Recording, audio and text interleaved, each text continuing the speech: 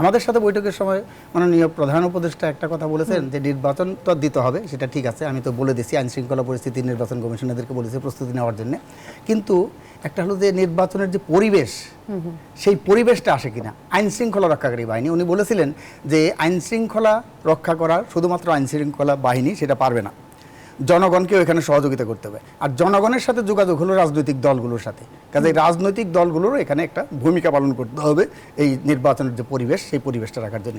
আমি এতটুকুই বলে শেষ করতেছি যে নির্বাচনের পরিবেশটা কিন্তু এখনো পর্যন্ত সারা দেশে এরকম না। মব ভায়োলেন্স চলতেছে, নৈরাজ্য চলতেছে, চাঁদাবাজি চলতেছে, দখলদারিত্ব চলতেছে, বিভিন্ন ধরনের একটা কেওয়াজ সেখানে আছে, বিরোধগুলো আছে সেগুলো, এবং ধরেন 4000-এর মতো অস্ত্র সেগুলো এখনো পর্যন্ত উদ্ধার হয় নাই। তাহলে সেই অস্ত্র যদি উদ্ধার না থাকে, সেগুলো যদি বাইরে থাকে, তাইলে তো যে কোনো মুহূর্তে একটা ধরনের ইনসিডেন্ট সেগুলো ঘটবে।